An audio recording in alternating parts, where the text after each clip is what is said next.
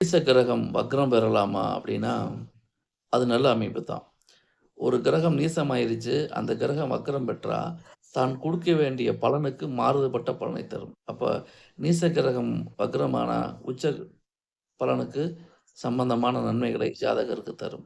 ஆக உங்க ஜாதகத்தில எந்த பாவாதிபதி எந்த சூழல்ல வக்ரமாகிறாரோ, அத பொறுத்து உல்டாவான பலன்கள் கிடைக்கும். நன்மை கொடுக்கக்கூடிய கிரகம் வக்ரமானா தீமையை தரும். தீமையை கொடுக்கக்கூடிய கிரகம் வக்ரமானா நன்மை தரும். ஆக எந்த ஒரு விஷயத்தையுமே முழுசா பார்க்காம பொத்தாம் பொதுவா நம்ம பதில் சொல்லக்கூடாது. உங்க ஜாதகத்தில எந்த பாவாதிபதி வக்ரம் பெற்றிருக்காருன்னு பாருங்க. அவர் ஜாதகத்துக்கு எந்த ஆதிபத்தியம் பெற்றிருக்காருன்னு பாருங்க.